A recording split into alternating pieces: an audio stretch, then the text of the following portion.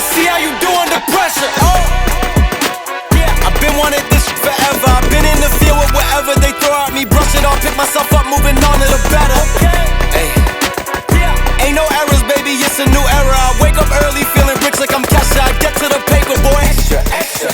Work with me, you know that I got it. Come with me, let's take a trip to the islands. We up on the jet, we'll do more than just fly on it. Stand on that hill, you gon' die on it. Boom, boom. Baby, I'm not one of them, you should try on it. Miss me. So today we got 500 rounds here on the table, and we are gonna be putting it through the PSA Krinkov, or Krink, whatever you wanna call it. Now this one is chambered in 5.56, and the ammo we're gonna be using is PMC X-Tac 55 grain ammo. And then as far as the mags, we have 3 of the PSA Palm mags, or whatever these are called, that are for 5.56 AKs. And then we do have 2 of the Pro mags that are super cheap. So we're gonna see what works better in it and get 500 rounds through it. As always, full disclosure here, Palmetto State Armory did send this Krink out for testing and review, but like I always say, 500 rounds is 500 rounds, so let's see how reliable it is. As you can see, I did add quite a bit to this, and we'll talk about that later in the video, but first off, let's go ahead and get this Holosun Ames optic zeroed in, so that way we can begin the test. So if you can't tell, it is about 100 degrees here in Texas today. The Krink already is a hot running gun because it's a short barreled 5.56. That being said, I've watched a lot of videos, everyone needs to put a glove on after about like a mag or 2, so we'll see if that's true, which I bet it is. But with that, let's get the first rounds through it and get this zeroed in.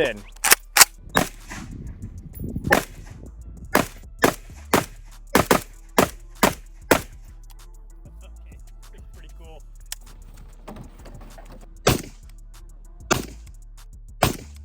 All right, so we just took the first 3 shots with the Holosun Ames on top, and you gotta love when you see this. I'm only zeroing this for about 35 yards or so, but for a Krink short barrel, I'm gonna take that because we're gonna be doing a bunch of short range drills, so already zeroed. Woo. So now that we're done with the shortest zeroing process ever, this is already getting hot, letting you know that now. Let's just go ahead and start doing some drills, build drills, all that good stuff, and get 500 rounds through it, see if it's reliable.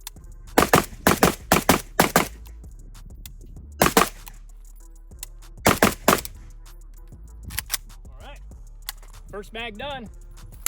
All right, all the other reviews online were right. Literally after 1 mag, and again, 100 degrees here in Texas, this handguard's already pretty hot, so we're putting gloves on so that way we can actually get all 500 rounds through it. The first mag we did was the factory mag that came with the gun. I just painted it. Let's go ahead and do the other 2 factory PSA mags that they have for the Krink, and then we'll switch to the Pro mags that are much cheaper and see if those work. All right, build drill. Let's see how it goes.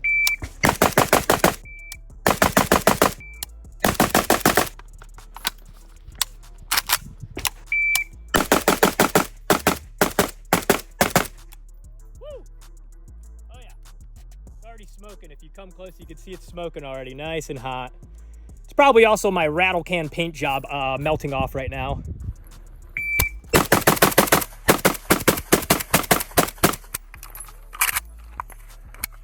Ah, no more mags, just kidding. Woo! Nice and toasty already. Oh yeah, she's cooking now. All right, the first 3 Palmetto State Armory mags ran well, but now let's try these cheap Pro mags. And we're putting the gun in some shade in between because as you saw, it was smoking. So we're gonna try and keep it cool and not cause a wildfire here in Texas. But let's go ahead and get these 2 mags in and then keep on going.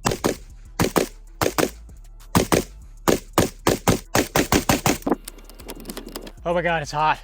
Woo! So I did bring 1 box of green tip 62 grain PMC X-Tac ammo just to see if it works, but all the rest are 55 grain. So let's run these real quick and see if it does work.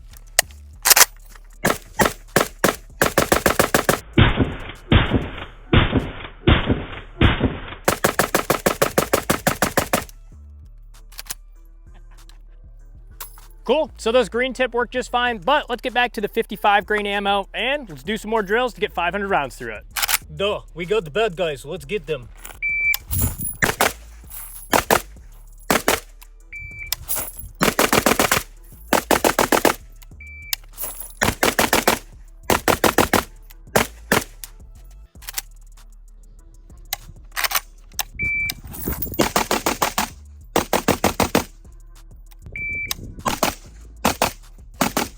Woo! That's hot.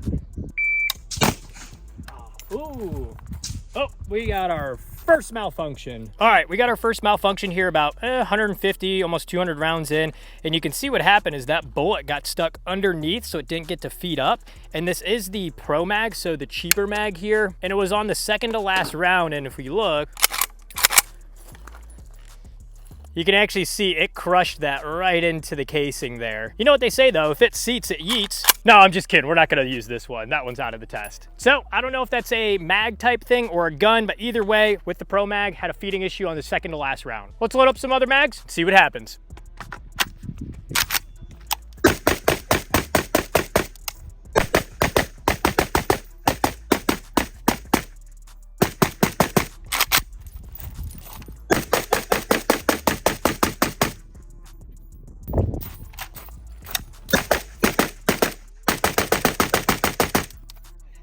So one thing to note in between here, we're loading mags, is these are the cheap Pro Mags and these are the Palmetto State Armory mags that come with it here.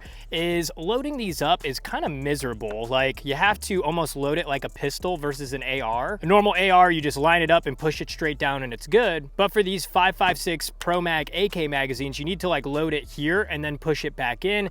And a lot of times this will happen. If you see these two bullets are just side by side, compared to the actual PSA mag, you can see that they stagger evenly here. So again, we did have that malfunction earlier and it was with the Pro Mag. It might be because of this issue happening inside the magazine. So just keep that in mind as far as the reliability. It might be a magazine issue on that first malfunction we had. To fix this, I found you just kind of take one or two of the mags out or give it a couple taps and then it will stagger like that. And then we're gonna load one more round in here, slide it back in, and then now it's good. But just a heads up, the Pro Mags, a little iffy. So we got about 150 rounds left, but we have some fun toys here to try and run this suppressed. So I figured we might as well try that with the last 150 rounds. The Krink's super cool, just like many AKs where it has a detent on the front and you can remove the muzzle device. Underneath though, these are the AK-74 threads that you have like with a 5.45.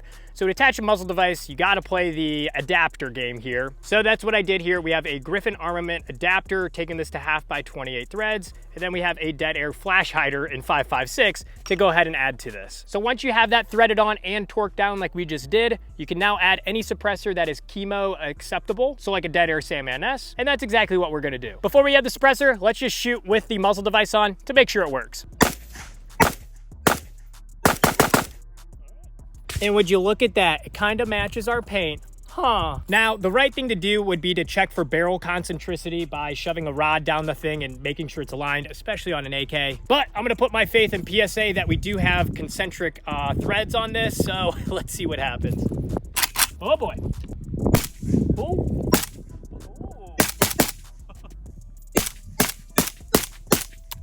Okay, that's pretty awesome.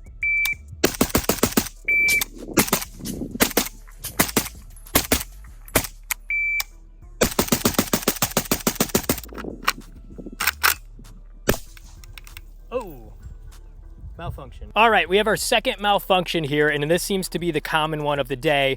Same mag, the Pro Mag, and I think this is ironic because we just talked about this exact magazine having that issue loading them, and they stagger weird, and this is that exact mag. So taking it out here, you can see the same exact thing happened. If we go ahead and drop this round out, where it just got caught on the ramp upward and then it just dents that right back into the casing. I think we're getting to enough science here with these Pro Mags that they're not the best. They do run for, you know, 10 bucks a mag, not bad. Unlike the last two or first two rounds in the mag on these Pro Mags, you might have that issue. So if you're shooting competition with this thing, not sure if I'd use the Pro Mags. Probably stick with the PSA ones or some more expensive, better ones. But with that, let's go ahead and finish this mag off, see if we have any more issues.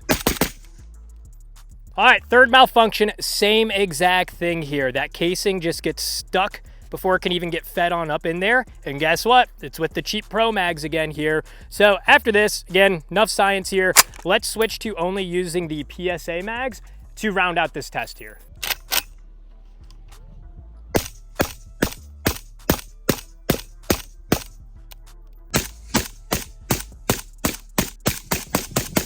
So it is awesome to see the gun is running suppressed with the Sandman S, with the e-brake, with the adapter, with the chemo all on it. But once you get that on, the gun runs great. Honestly, I think it does help with the recoil on the gun. With the Krink blast or muzzle device that comes stock on it, you get a nice big fireball. The Sandman S with the e-brake eliminates that and makes it a lot more pleasant to shoot. With that, let's go ahead and get some more rounds in it and finish this test out. I have Krink.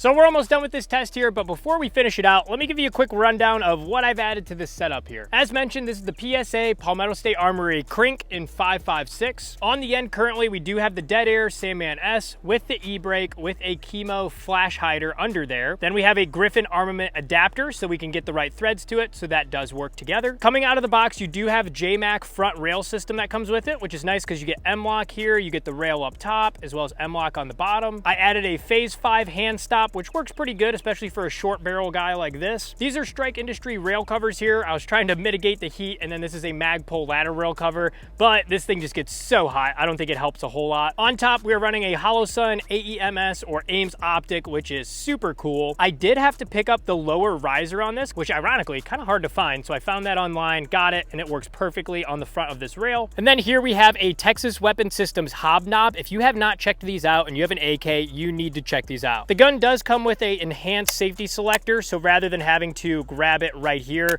to take it off safe and onto fire, you get this little ledge here, which is super convenient. The grip, this came on it. This is their US Palm grip, which is phenomenal. It gives you an awesome grip, way better than just like a factory AK one. On the rear then, it has a 1913 pick rail that comes out of the box on this model here, and it did have a triangle folding brace that goes to the side, but I swapped it to the Strike Industries dual folding one, which is super convenient because you can fold it this way or you can fold it that way. I'm running this on most of my PCC setups because I think it's pretty awesome. One downside though is that it does not lock into place, so here it's just gonna flop around, but for the most part, pretty good. For this sling setup here, I wanted something simple, so this is the Doughboy Tactical Minimalist Sling here. Definitely check out Doughboy Tactical. It's affordable, it's super easy to use. This is a quick adjust one where you can see you can just loop that back and forth. And then we did use the J-Mac rail on the front to attach it to a quick attach detach spot there. And then on the rear of the Strike Industries brace. One other thing with this model of the PSA Krink is it comes with, out of the box, the ALG trigger. Now at home, I tested this with the trigger gauge, and it's a legit 2.5 pound trigger pull. So if you saw me in the video earlier doing some build drills and mag dumping, I'm able to run this gun so fast because of that ALG trigger in it. So definitely a good reason to pick up this version versus the other PSA Krinks, because out of the box, it comes with that trigger. Lastly, and most importantly for this setup, I did take a can of rattle can to it. I took the handguard, the dust cover, the mags, and went ahead and spray painted it. I think it turned out pretty okay. It's like a khaki tan color. And yes, this is not Cerakote, so you can already see all the nicks and dings on it, but I call it a battle-worn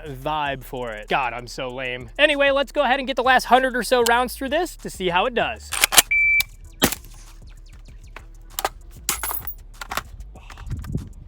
Come on.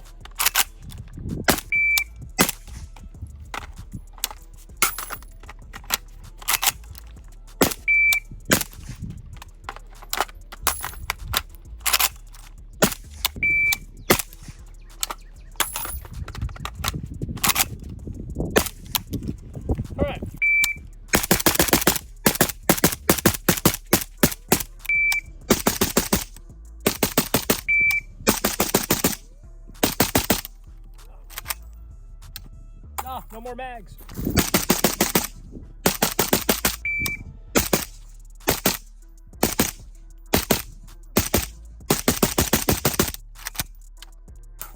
And after like 3 mag dumps again, it's like unbearable hot. And these aren't the best heat gloves, but you can see it's already tearing them up. But let's go ahead. We're gonna rip through it. I'm just gonna hold it like an amateur here on the mag. I know how to shoot an AK. Oh, it's out. Last 20 rounds here. Let's load them up. Let's see what happens. All right, last mag here. And I did not let this cool down, so it's super hot still.